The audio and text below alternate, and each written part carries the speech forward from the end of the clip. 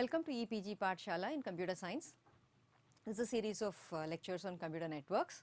So, we have been looking at multimedia networks and multimedia applications and what is the kind of support that multimedia applications require from the network perspective. So, we have been looking at a number of protocols. So, in tune with that we will be looking at some session related protocols today. What we will specifically look at will be on sessions management, what is the motivation and what are the protocols that are used for sessions management. And we will look at two protocols out of those. One is called the SDP protocol, the other is the SIP protocol, SIP protocol. So, what is the motivating scenario when you look at these session control or call control kind of requirements? So, let us say you have a video conference, you want to hold it at a particular time and you want to make it available to a wide number of participants.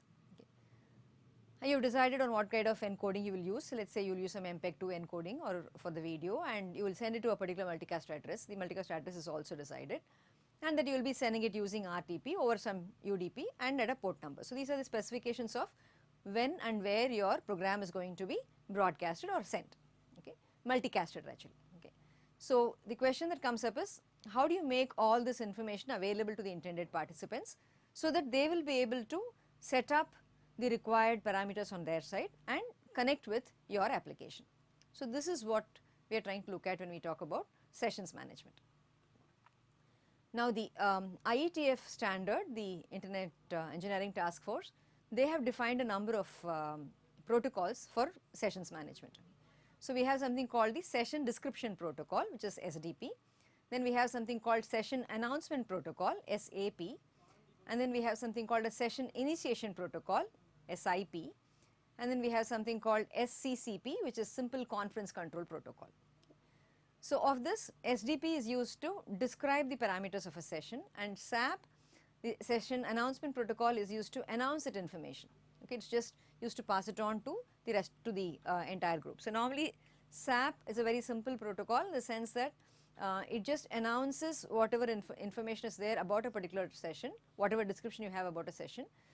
It just announces that to the same multicast address to which the conference is going to be multicast, to which is going to be sent. So, to the whoever the users are, whichever is the multicast group address, which is the group address of the users, to that same address you will be sending the announcement. So, that is the announcement protocol. And the idea is that you will keep announcing it periodically so that people will be able to get the announcement and accordingly they will be able to log into the session. Then we have the session initiation protocol, which is the main protocol which is actually used to establish the connection and then get the transfer of data done, and then finally that connection will have to be shut down or teared down. Okay, so that is what we need to do. Then we have something called a simple conference control protocol that is used for conference control as such. So, of these we will be looking at two protocols, that is the SDP protocol and then we will look at the SIP protocol, SDP for session description and SIP for session initiation. Okay. Now, when we talk of session description, there are a few terms that we kind of tend to keep using. So, it is better to take a look at these terms. We talk about something called a conference, right.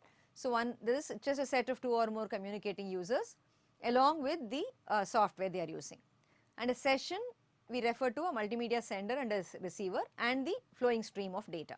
Okay. A session announcement, it is a mechanism by which a session description is conveyed to the users in a proactive fashion, that is even if it is not explicitly requested by the user.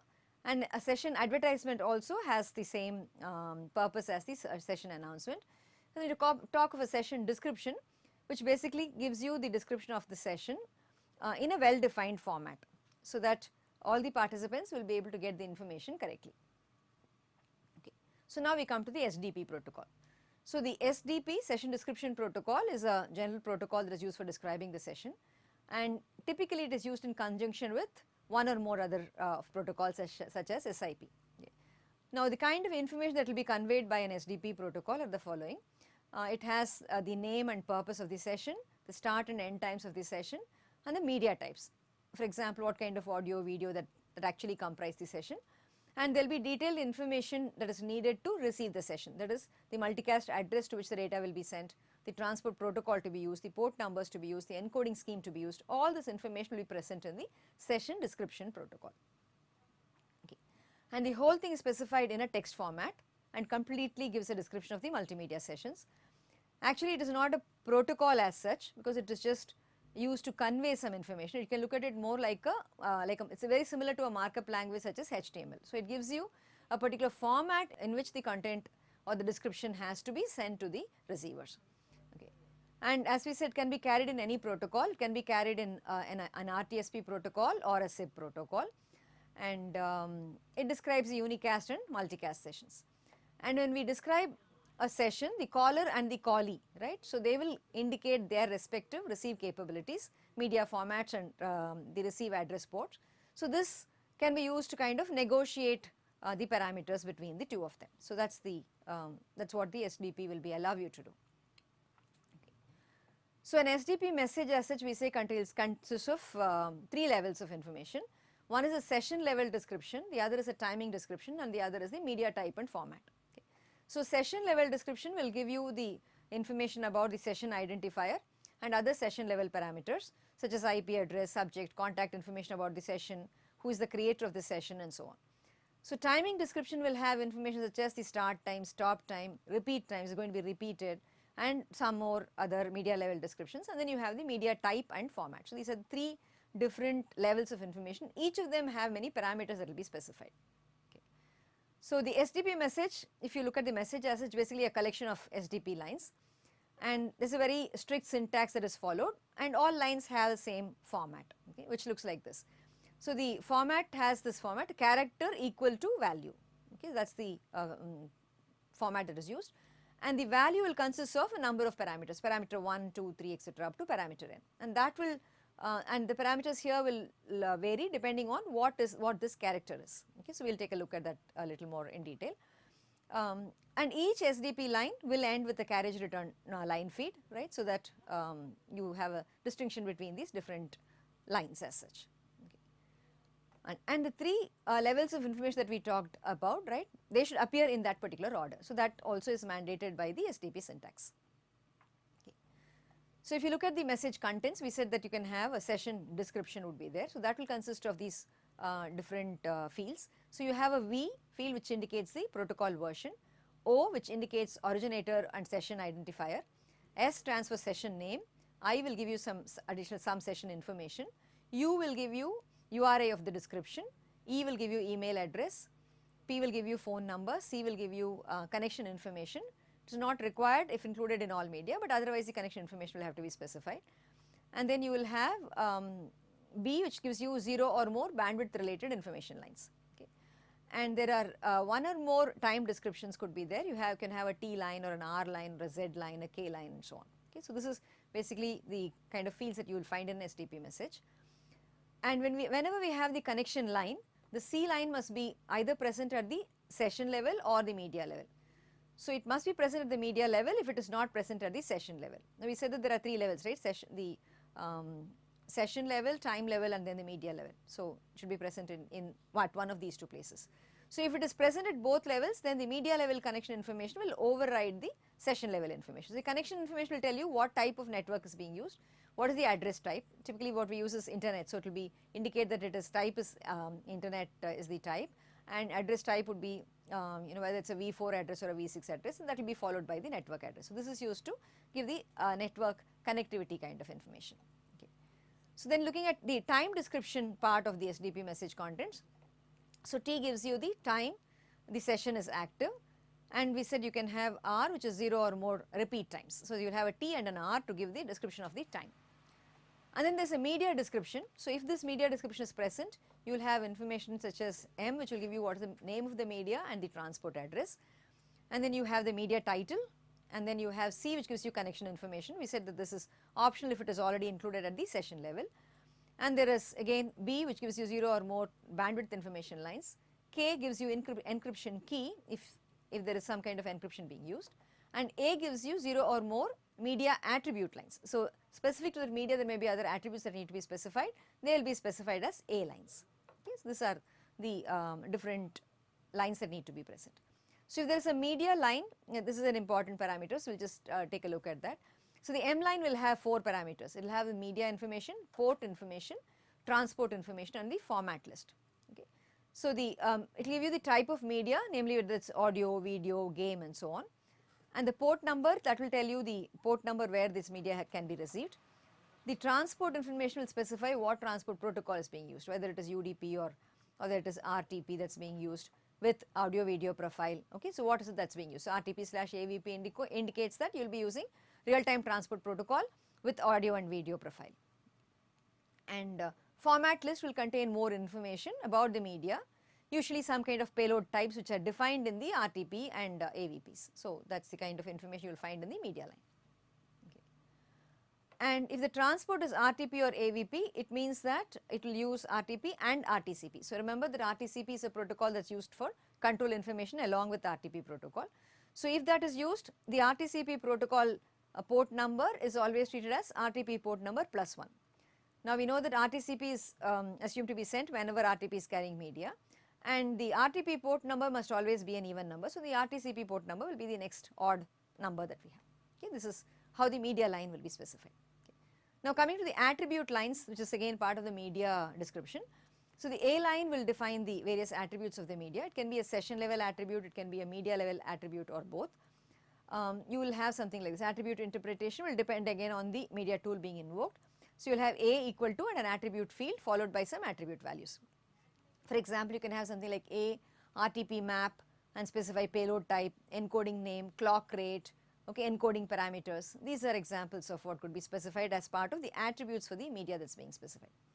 So this is an example of an SDP message. So you can see that this is what the whole thing will look like. So you have V equal to 0 indicating that the version is 0, and then you have an O, and then we have the S, gives you the name of the session, then there is a connection information, you have the timing information, then we have media information. So media information specifies that you can see that there are two M fields here, right, so which indicates there are two types of media that are being carried in this session. One is an audio and the other is a video. And for audio you have this information about what is its transport mechanism and so on, so RTP/AVP. That is followed by certain parameters, right. So if you look at this, we have an attribute that is being specified for this audio. In fact, you can see that there are 3 attribute files, which indicates that there are 3 different encoding schemes that are actually being used: PCMU, PCMA, ILBC, and so on. Okay, so you have information related to that being specified here, followed by the other corresponding parameters. Okay, so similarly there is a video that is being used, right, so that is information corresponding to the video is specified here and an attribute for that video. So you have information that is kind of specified like this. So this is basically what an SDP message will look like. So you can see that by just looking at the message, you will be able to identify what are the various parameters that will be used for the to describe the media that is being transmitted, along with all the information such as the multicast address, what are the addresses to be used, and port numbers to be used, protocols to be used, and so on. So complete description of that session would typically be present in the SDP message.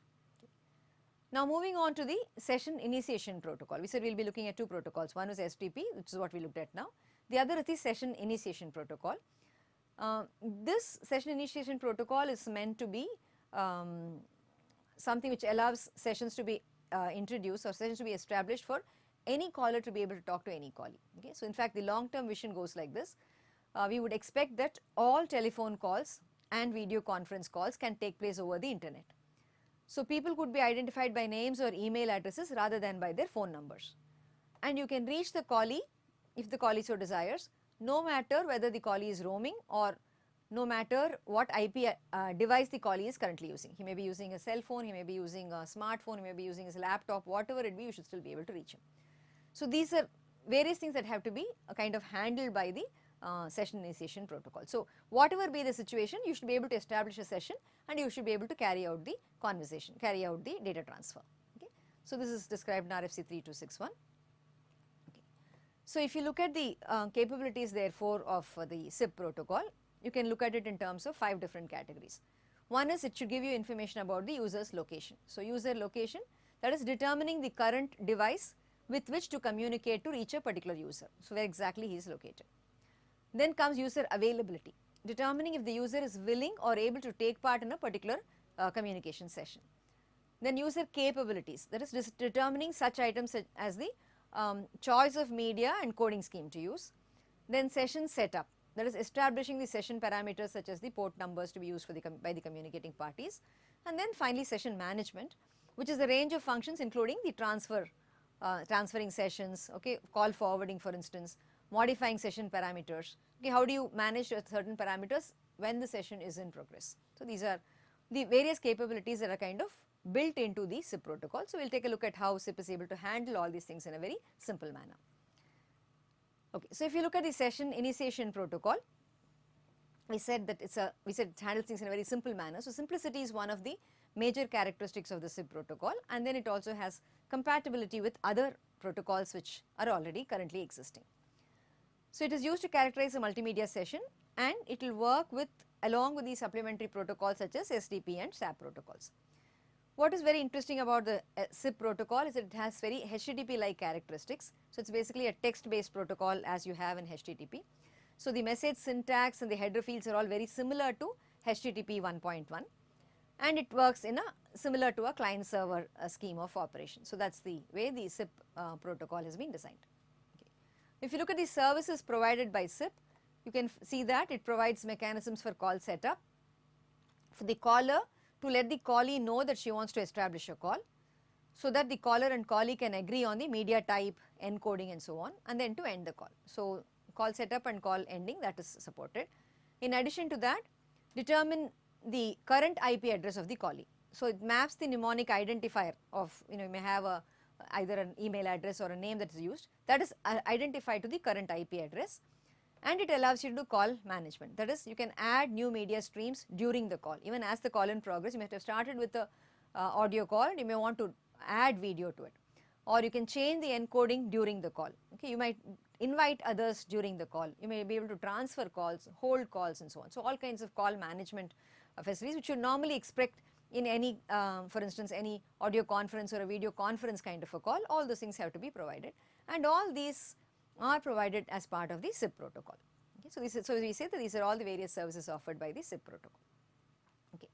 So if you look at the elements that we have in a SIP environment, so you will find that there is something called a user agent or a client. So it is called as a UAC.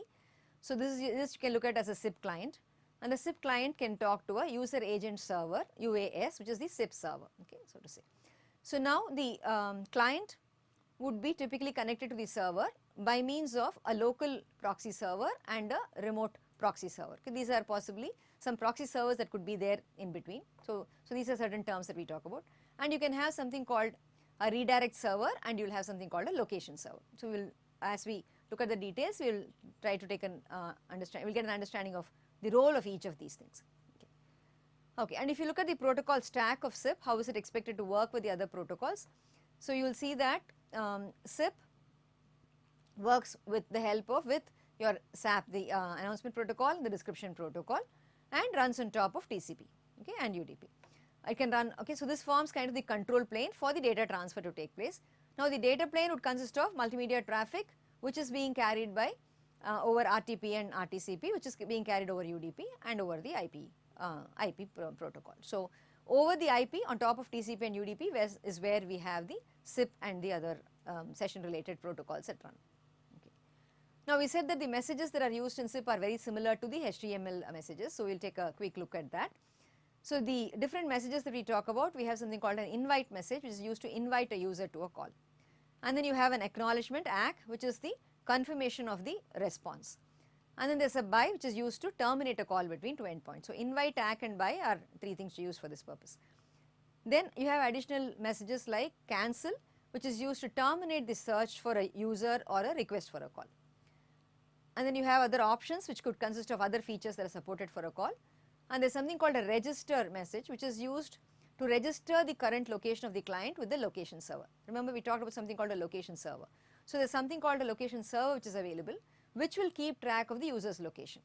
So how will the location server know that information? The user will have to register himself or herself with that particular location server. So for that we have a message called the register message.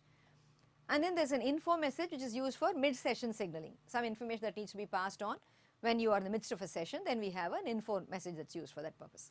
So these are the different messages that we have in SIP. Okay.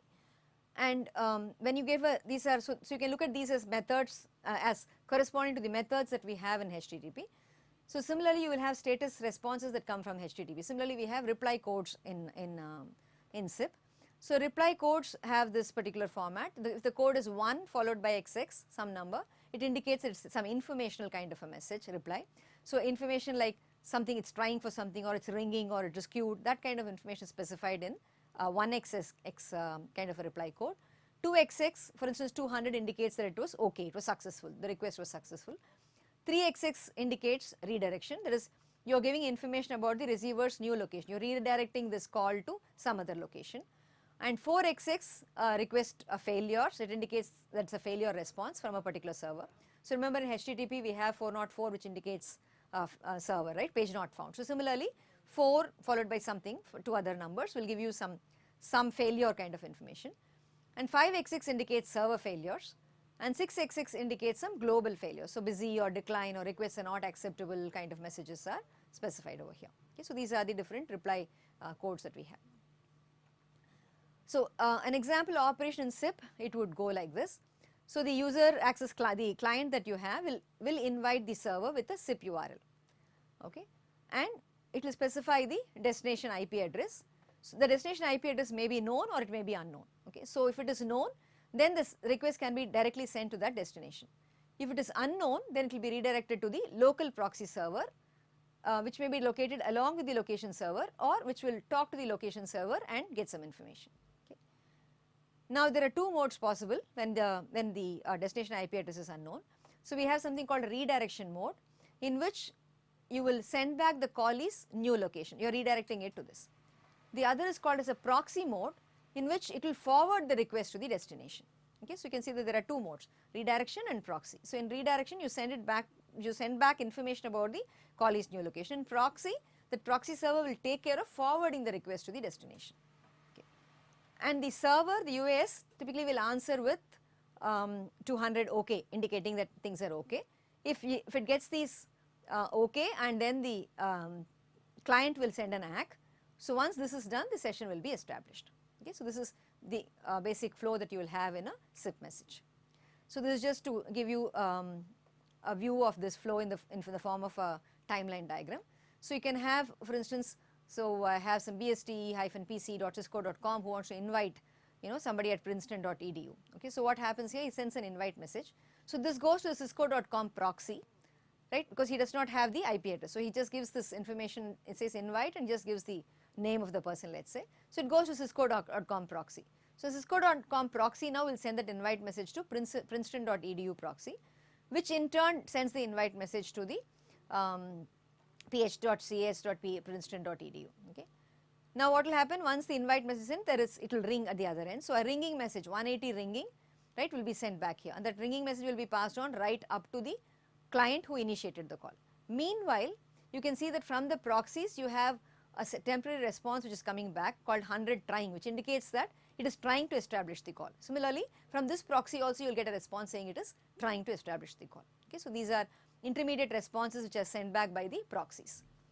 So once the ringing tone is received, okay, once then the call is picked up, so then it sends an OK, so 200 OK response, which is passed on by the proxies to the caller, right, and then the caller sends an ACK to the callee, an ACK saying that it's accepted the OK.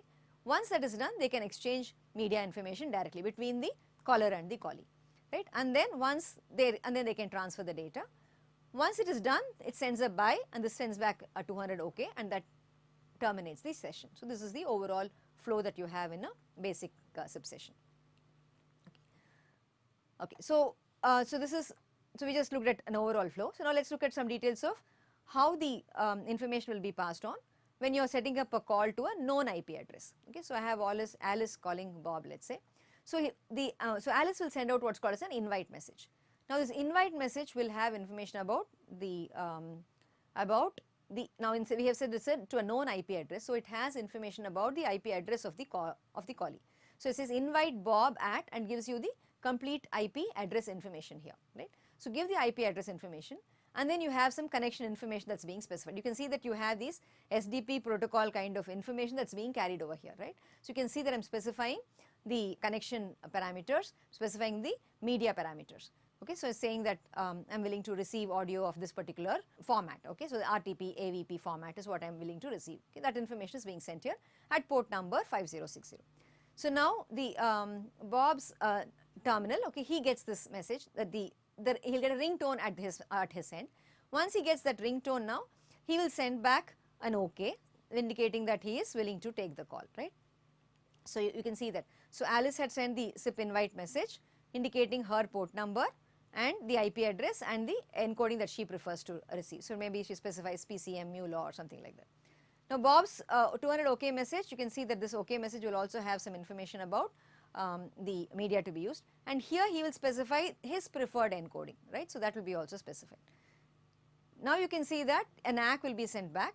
Once the ACK is sent, now you can start sending the information. You can see that from here to here, right, from the from Bob to Alice, that is from the callee to the caller, you are using MULA audio. From here to here you are using GSM audio. So which means the two entities can decide to use two different encoding schemes for their respective data transfers.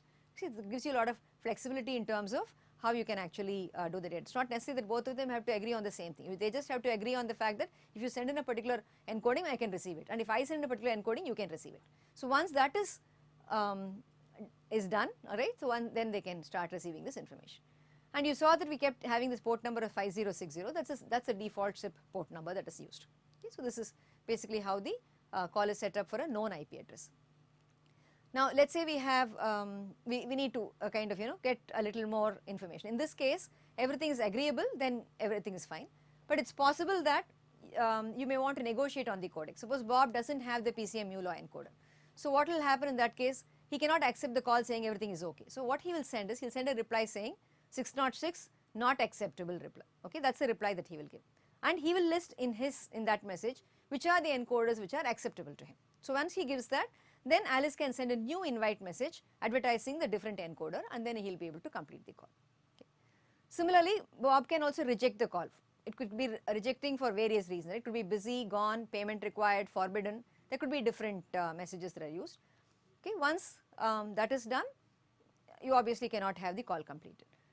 But if you allow the call to get completed, then media can be sent over RTP or even some other protocol. So that is basically what happens. Okay. So this is the example of a SIP message, right. SIP message, you can see you will have invite SIP at something followed by via, and you are specifying what is the address through which it goes. Then is a from message, to message, call ID, content type, content length. You can see that all these are very similar to what you have in a HTTP message. Okay. So very similar to that.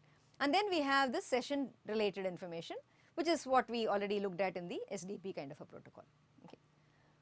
Right. So in this case, when we said invite SIP at bob at domain.com, you can see that we really do not know the IP address, which is why we have not specified the IP address here. So in which case you will require some intermediate SIP servers which will have to help us to reach the destination. Okay. So Alice will send and receive the SIP message using the port number 5060, and Alice will specify in the header that the SIP client will send and receive SIP messages over UDP. Okay. So that is what is specified here as UDP. Okay. That is the information that we have in this example. Okay. Now coming to when we need to do name translation, user location and so on. Okay. So what is it that why do we need that? What is it that we need to do in these cases? So the caller may want to call the callee, okay, but only has the callee's name or email address, in which case he has to get the IP address of the callee's current host. Now why would we need this? It may be needed because either the user moves around, so he has got a new IP address, or the DHCP protocol might have given him a new IP address. Okay, or the user can have different IP devices, okay, PC, smartphone, car device and so on. So depending on that, you may want to connect to him at whichever device he is currently using. Okay. And what we would also like to do is, when a call is made, the result, right, as to how you want to connect, whether you want to connect or not, could be based on various factors. You could base it on time of day, okay, whether you are work or home, the caller, okay, you may not want your boss to call you when you are at home, right. So that's so you can kind of keep track of whose calls you want to take and whose calls you do not want to take. And then the status of the callee. Okay, so for instance, you can say calls have to be sent to the voicemail when the callee is already talking to someone. Okay, so you can have some kind of these. So these are all additional features that can be provided. Okay. So then there is one more entity called the SIP registrar. We talked about SIP servers, right? So similarly, there is something called a SIP registrar that is used. So one function of the SIP server as such is what is called as a registrar function. So what is the registrar supposed to do? It is supposed to register information, and this is done by sending what is called as a register message. So when a user wants to start a SIP client, the client will send a SIP register message to the users, the Bob's registrar server. Okay, so that is done by means of a register message. So register sip:/domain.com specifies information and gives you what protocol is going to use and so on. Okay, from to, okay, all this information is specified here. And another function of the SIP server, as we already referred to, is a proxy server. So when you have a proxy, what is expected of a proxy? Let's look at that. So Alice could send an invite message to her proxy server. So it will contain just the address of bob@domain.com. We just saw an example where some proxy information may be required, right? So the proxy now is responsible for routing the SIP messages to the callee, possibly through multiple proxies. It may not go directly from one proxy directly to the callee. It may go through multiple proxies. We already saw an example of that. Okay. So Bob sends the response back through the same set of SIP proxies. Okay, and proxy returns Bob's SIP response message to Alice containing Bob's IP address. So the SIP proxy can be thought of as being analogous to the local DNS server plus the TCP setup. So both these actions combined into one, okay, that you can look at as the function of the SIP proxy server. Okay, so this is just an example to give you a feel of how exactly connection will take place. So let's say, for instance, okay, so Jim, who is located over here, sends an invite message to UMass SIP proxy. Okay, so it's a calls gives an invite message to this. That is, Jim has to call Keith at poly.edu, and now Jim sends that information. So that basically goes as an invite message to the SIP proxy. So what does the SIP proxy do? The SIP proxy now will forward this request to the registrar server at Poly. So Poly is one we are trying to contact, right? So you send this, forward this request to this registrar here, the Poly SIP registrar. Okay, and so what will the Poly SIP registrar do? It returns a redirect response saying that it should try Keith at eurocom.fr. Okay, so we are seeing that we are having some kind of a redirect information that's being specified here. You forwarded this, right, request to this registrar, and he is now giving you a redirection information saying, don't contact me, contact this registrar. So now this server now, the UMass proxy will contact this whatever invite message that it got. So it will send it to this Eurocom SIP registrar. So when this registrar receives it, now our callee, okay, which is Keith is already has registered, right, with this Eurocom server, the registrar. So Eurocom registrar knows the address of Keith. So what he will now do is, Eurocom registrar now will forward this invite message that is got to this particular IP address, which is running Keith's SIP client. Now this client will respond, right, with a response message which will be forwarded by this registrar back to this proxy, and the proxy now will forward it to the caller Jim. Okay. When this information is received, the IP address of the callee is now available with the caller. So now what can happen between the caller and the callee? Data flow can directly take place using RTP or RTCP plus whatever protocols are being used. Okay. So you can see that this gives us the complete flow of how calls will be forwarded and transferred and whatever using the SIP protocol with the help of the proxies and the registrars. Okay. So this picture is what you should kind of keep in mind to understand the overall flow of messages that we have in the SIP protocol. Okay. So with this, what we have looked at are these two protocols in this session: session description protocol and the session initiation protocol. So we looked at the format of messages that are used in the session description protocol. Similarly, in initiation protocol, we looked at the various components, the messages, and how the data flows between these various components in order to establish an end-to-end session. So, right, so this is essence of what is required for session management and how the internet has come up with these protocols to support this. Thank you.